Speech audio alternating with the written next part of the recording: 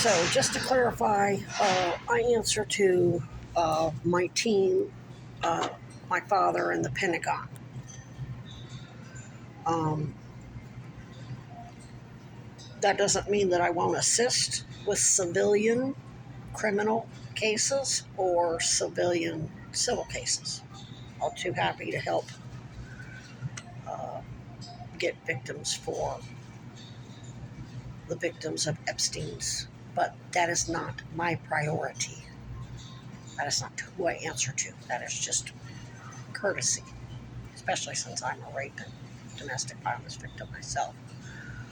But my investigation with my father into the criminal organization, terrorist organization that is aligned with Mossad and ultimately ISIS and Al Qaeda,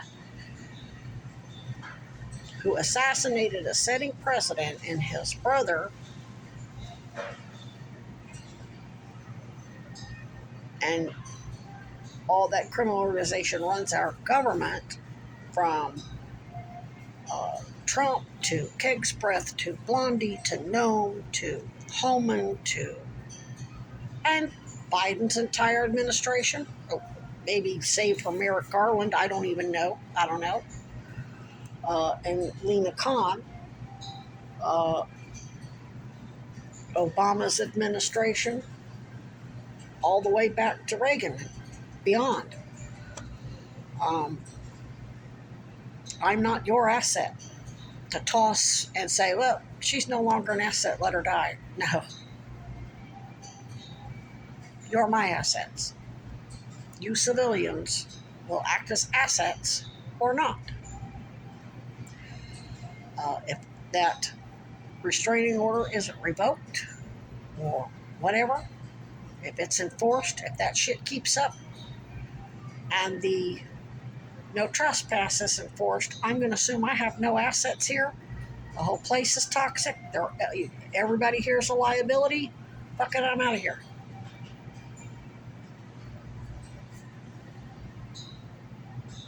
And whether it's me getting on a bus and getting out of here or my father coming up here and sending a couple of siblings up here packing sidearms in a couple of vehicles with probably with either Allison Sosabe herself or some lawyers that she's built with, somebody that she trusts as attorneys.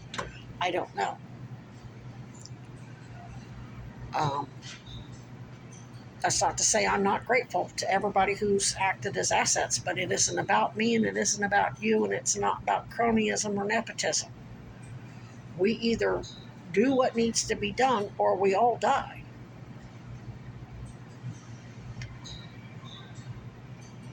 And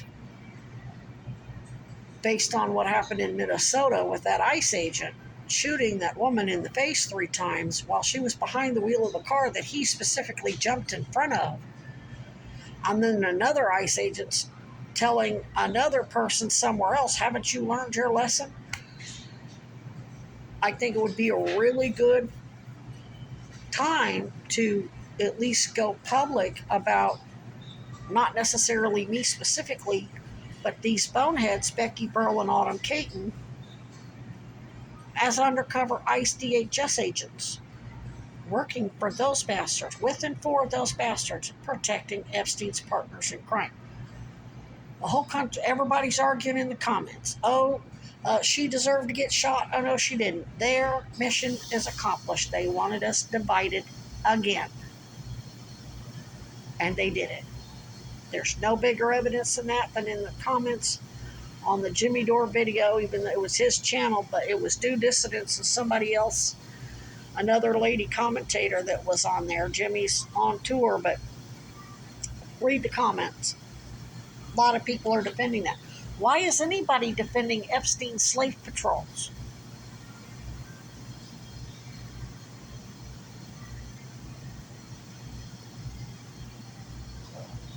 I'm not going to participate in allowing any more collateral damage. And that means myself. Once I'm dead, that means they get to kill my father and entire family, and they'll never know who his team is. It's really stupid to do that because they'll go public with the shit. And their friend, all these special forces guys are friends all over the world. Plus, they know they can use AA people, military and AA all over the world to blast this shit. AA, Al Anon, NA, whoever.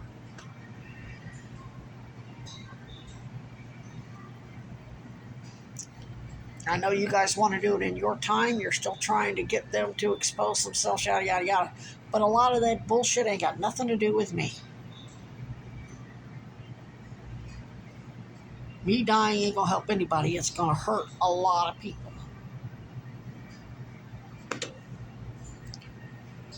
Um, and I'm not asking for much. I'm not asking for money. I'm not even specifically asking for a hotel. I'm not saying do this or else. I'm just saying what my guidelines are as a special operator. I have lines in the sand. I can lie to this, lie to that. I can use anybody any way I want within reason. And if I see anybody above me acting a fool and creating collateral damage, I'm cutting you off. Just like Brad Pitt did with of course, that was just part of the story to make it, show that there was a covenant. So 10 years later, when Brad Pitt's getting beaten in some Hong Kong jail or whatever it was, and then Robert Redford pulls some shit to save him. And that I think that right there should is also a very good analogy that yes, me and my father definitely have our differences and our issues, but we never leave them. I'm not going to, just because I don't agree with a lot of his stuff, doesn't mean I'm going to let a bunch of people set him up for my murder. Just because my mother's a toxic mess and my family's a toxic mess, I'm still going to honor my oath to Chad Cronin to defend them from what is absolutely malicious prosecution, which is something else I need to touch on. Yes, my parents were at a lot of lynchings and they were drunk and sometimes cheering it on because they were lied to. They were drugged and doped into doing it. So they never pulled any triggers. So they are feeling guilty. My mother talked about a fail-safe switch. She said God gave us a fail-safe. When you hurt somebody you love and you do something wrong and you feel guilty about it, you're supposed to feel bad for hurting people around you. Well, what these satanic Epstein, Mossad, Zionist Nazis have done through their propaganda and their moles and their temptation and promising mom a bunch of money and Meredith jobs and resume perks and whoever, they've reprogrammed that healthy fail-safe switch. They've got people feeling ashamed when they shouldn't, when they're really not criminally culpable or really responsible. They were they were tempted and duped and seduced into doing something ugly. Eve tempted Adam with that's the bullshit they say to justify the patriarchal, but I'm just making an analogy here. And then they got people feeling proud for shit that they shouldn't feel proud for. They should be feeling guilty and ashamed when they don't. When they're doing shameful, ugly shit, and they are guilty of ugly shit, but they're proud of it and arrogant. Shit's ass bad. That's as satanic as it gets.